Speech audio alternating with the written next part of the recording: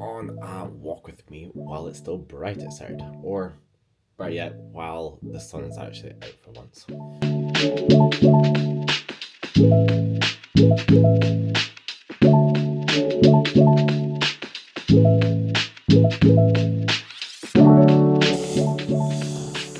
2026 is the year you want to look your best. Me too. You think you're doing everything possibly right, but you've been doing that for months and still no changes, or not the changes that at least you're hoping for and as fast as you want them to be. What a view. Now, back to the main topic. Now, you want to start looking good in May, June, July. Depending on your holidays or whatever's going around. For me, I've got my birthday and also festival season's kind of coming up. I want to look good during that time because I can then take my top off and cut shapes. My concern, like you, is will I look good enough? Because 3 years ago, I looked like this on a photo shoot, which I'm trying to beat this year. 3 years with all the knowledge I have now and experience still puts a lot of pressure and doesn't make it any easier. And for me to beat that look, I'm not saying you have to do a photo shoot, but what you are going to likely do is you're going to need to drop more weight than you think you do. Now, I'm not talking about like 3-4 kilos to get your mood up. I'm talking probably over 10 for most of you. Not all of you, but most of you. It's going to be 10 kilos. That is going to be very difficult to do. I'm just going to use me as an example. At the start of this year, I was 80.6. Actually, I was 80.6, not what's about. I was actually 80.6. As of today, I'm 77.6. So I've got another 7 to go before June. Now, the first 3, no effort. A little bit of effort, but not as much as the next 7 are going to be. For some of you, the first few are also easy, but it's sticking to the next 7, that's where you slip up. Now, yes, I have an easier time on relative terms dieting to you. I've already know how to train, I already know kind of what foods to eat. I just need to stick with my plan for a period of time, as in 4 months, to get me in a shape that is not meant to be maintained. But here's one thing that you need to start doing now. That is tracking your gym sessions. You are leaving so much progress on the table the minute you stop tracking. You're winging the gym sessions, you're winging your effort as well, and you just kind of go in and see what you want to do. And that's one of the reasons that you're not putting in the muscle in the areas that you want to develop, but also just probably not even getting the output that you so rightly want. What do I mean by that last part? So if I wasn't tracking my gym sessions, I'm going to probably stop far earlier than I can on certain exercises because I maybe feel a burn, I maybe feel, oh, this is kind of heavy, or this might be technically a challenge for me. So when I start tracking my lifts and I get to the point where I'm every week beating the rep, I'm going to get to the point where that is going to be now a very challenging session because now I'm at my capabilities of what I can actually do, of the muscle I have and the effort I have and the skill level I have.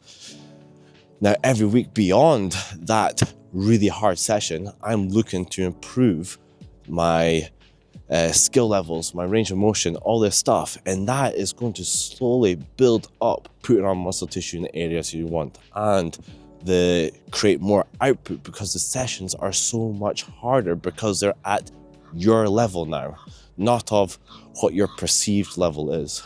Point number 2 that you're probably not ready to hear. As you get lighter and get more fitter, great. Point number 2 that you're probably not ready to hear is, unfortunately, as you get lighter and you're getting leaner, hopefully you're sticking to your protein, you're sticking to your calorie deficit, you're sticking to your training sessions and you're not jumping plans every 4 weeks, you are going to require more effort and more intensity on certain areas to keep up the same rate of loss. Let me explain. If you are 100 kilos, easy math, and you've dropped, say to look good, you need to be 80 kilos. So say you've done the first 10, congratulations. Now, the next 10, you are lighter. So that's going to be less of you to carry around. So then your output on your steps, your cardio that you may or may not be doing will be less. Now you might be able to bring up the intensity, but you're also carrying 10 kilos less of you. Now, anyone who's not 100 kilos, flip it around. If you were, say my weight, 77.6, if I started carrying around an extra 10 kilo vest, my output on a simple walk would dramatically go up. So how can we apply this? For those who are getting at a point of stalling, you need to do one or two things. Increase your output or decrease your calories. Some of the things I see, that's not creepy at all. Some of the things I see clients coming towards me is they've been doing classes all their life. They've just been handing dumbbells, handing kettlebells with no real direction. Just do the exercise like them. Just do the exercise and see what happens.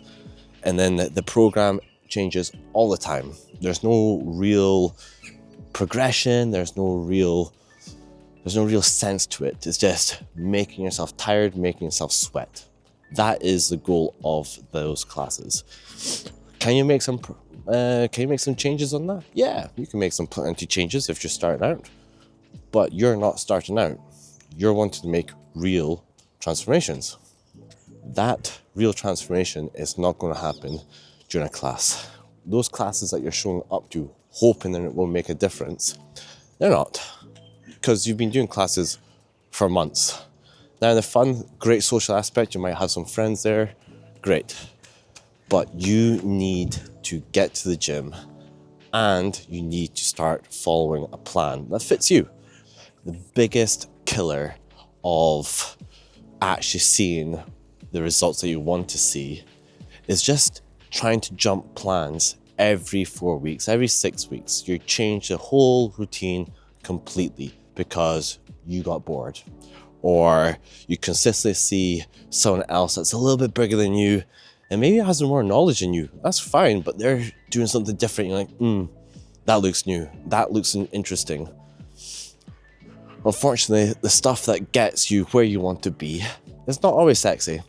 It is rather boring, but boring does not sell. And that's what you've been misled to consistently all throughout this time that you've been trying to get in shape. Maybe let's go into the light so I do not get mugged. One thing you need to start doing is finding a routine that works for you. Nothing crazy, 2 to 3 times a week gym sessions. And then also, you don't need to do crazy runs. Like, I've been on this walk now for like 40 minutes or so. The amount of runners I've seen is astronomical. The amount of walkers I've seen is basically being like me and 3 other people. If you like running, fantastic. I train a few runners, but going too hard, too soon, and then what's that lead to? Crashing and burning like you've done many, many times before.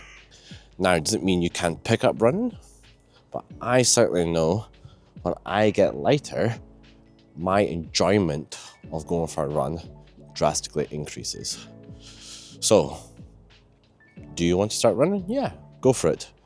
But you could also just go for walks and then introduce running at a later point when you need to shorten the time frame on getting your steps in because time is a limiting factor. These are all things to start considering. So, what you need to start doing now. Now, the plan for you. Be boring. That's it. That is the trick that you have not been doing. Be boring. What that means is you're going to say no to a few things. For now, just now. You're going to follow the same training schedule for, say, 8 weeks, 2 months. You're going to do the same routines day in, day out. That's it. Multiply those no's by the same training routines, and maybe just being a little bit more prepared rather than saying, oh, but this, or oh, but that, hiding behind the same excuses that you've done before. You are going to see the results that you want to see. Now, I am, as you, concerned about my future actions, but all I could do is just be best prepared and be ready early and start doing the stuff now. I guess the advantages you have now is that you already know some of your habits. You already know some of your triggers. If you have that one friend who likes to drag you out on a Friday night for some beers or nose beers and you end up doing a fucking whole weekend bender, then yeah, maybe it's best not to go out with that friend so often.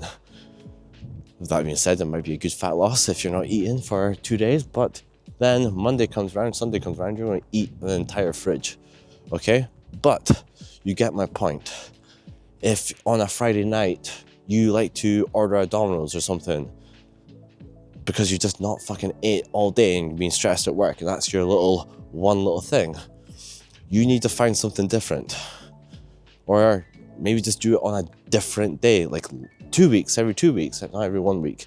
There has to be something, you just need to fucking find it. But the thing is, you're just hiding behind certain actions and excuses. There's all the cliches in the world that's going to potentially motivate you to do something, but ultimately you really want to do it. You have to really want to do it. You want to be that change. You can't hide behind certain things. Otherwise, 2026 is going to be the same as 2025. Fantastic fucking view. Look at that.